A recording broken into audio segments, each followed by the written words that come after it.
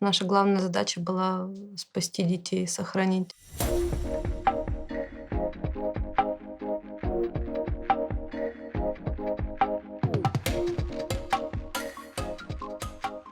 А помнишь, как мы с тобой встретились? Конечно, это невозможно забыть. Я запомню это на всю жизнь. Я занимался реставрацией монастыря, и к нам приехали художники расписывать стены. И ты была одним из них. Ходила 9 месяцев и не замечала меня, и я не видел тебя. И в один момент батюшка предложил усложнить кладку пола и внедрить в нее мозаику. И здесь появилась ты. Мы поехали на микроавтобусе выбирать камни для этой мозаики. Ты села рядом, и я по какому-то наитию Божьему подал тебе руку, и ты согласилась и положила свою, и я понял, что это любовь. Какое твое самое счастливое воспоминание о нашей совместной жизни В Украине, в да? Украине? Ну, это, конечно, это наша встреча, то, что ты сейчас рассказал. Рождение наших 4 детей, вот Аси и мальчиков. Каждый день каждый раз это было таким чудом. 2 из них родились в Киеве, 2 в Харькове. Ну, а сейчас, конечно, вспоминается очень много таких вещей, которые мы не ценили, когда были там. Вспоминается, э, наш дом, наша квартира в центре Харькова. Она сейчас, слава богу, цела, но там пусто, там никого нету. Там лежат наши вещи, вот так, как мы оставили.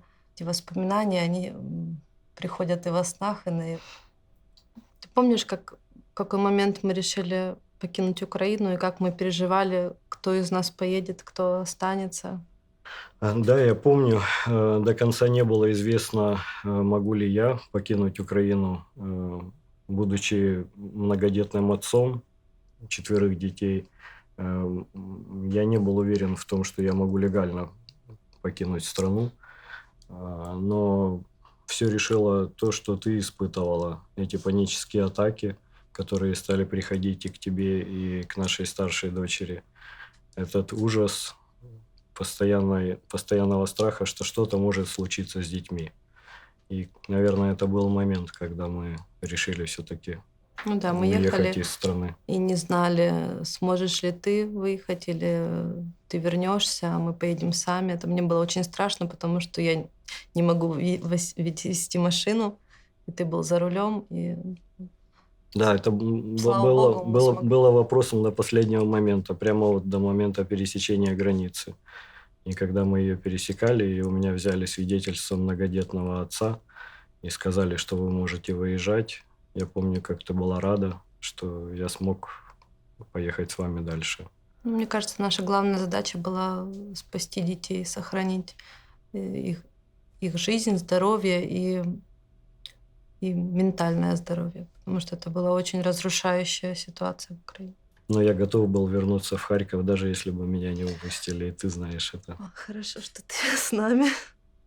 А насколько трудно тебе было решиться покинуть Украину? Ну, мы все сначала думали, что мы сможем это переждать, что это закончится или быстро, или это не будет так. Но это оказалось совсем не так, так как Харьков, он находится очень близко к границе. Он пострадал больше в первое время, чем другие места. Мне было каждый раз страшно будить детей, чтобы они шли в подвал, в убежище ночью несколько раз. И вот такой ужас я никогда в жизни не испытывала. Поэтому а, при первой возможности, когда мы поняли, что нужно выезжать, это было страшно, но это было правильное решение, я в нем не сомневалась ни минуты. Поэтому, наверное, покинуть было легко, но очень грустно и страшно. А как ты себя чувствовал, когда мы покинули Украину? Ой, это странное чувство. Горечь, с одной стороны, а с другой стороны, огромная радость, что наши дети наконец-то почувствуют хоть немножко себя в безопасности. Смешанные чувства. Я была очень рада, что мы смогли выехать 2 машинами вместе с нашими родителями и даже с нашей собакой, с нашим лабрадором Рози, потому что животные тоже очень пострадали в этой ситуации. Многие не смогли забрать своих животных. Да, эти собаки, привязанные возле железнодорожного вокзала, которых люди не смогли забрать с собой в поезд, которых просто не пускали. Это было ужасно. А как ты себя чувствовала, когда мы попали в Великобританию?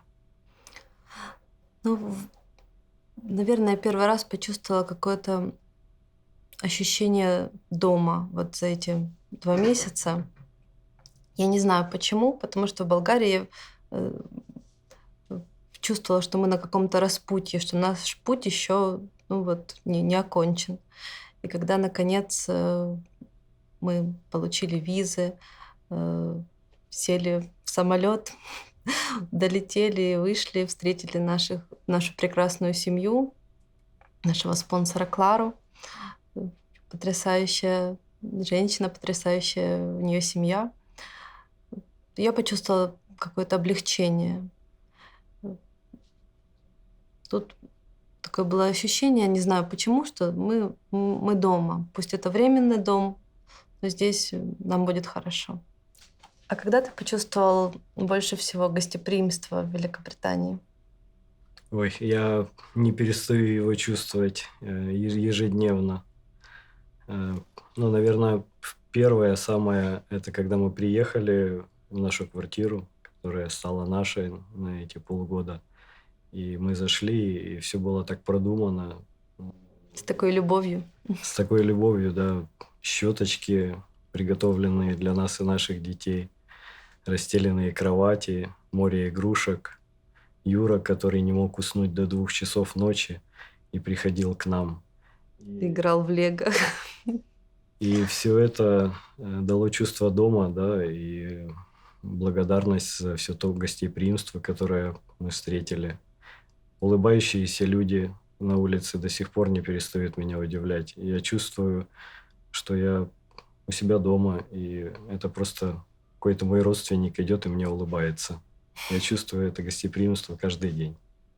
Да, очень много поддержки от незнакомых людей, и э, им хочется услышать нашу историю и как-то протянуть руку помощи. И это просто потрясающе. Я тоже это чувствую. А ты помнишь эту женщину, которую мы встретили возле храма Святого Андрея, и которая, только начав говорить с нами о ситуации в Украине, о том, что мы со всеми нашими 4 детьми должны были бежать, начала плакать. И это поразительно, насколько люди Такое большое сердце имеют. да, большое сердце, чтобы так воспринимать. Да, я очень благодарна Великобритании за такой приют, который настоящий дом, который для нас сделали. А какие твои надежды на будущее нашей семьи? Это трудный вопрос, потому что мы не готовились к войне, и вот эта ситуация, она выбила нас из колеи. Когда у нас были планы, да, вот Ася хотела поступать в театральный институт, мальчики ходили на свои спортивные секции, мы работали в своей мастерской, все было понятно. Сейчас же все непонятно. Ну, мне кажется иногда, что я как в кино.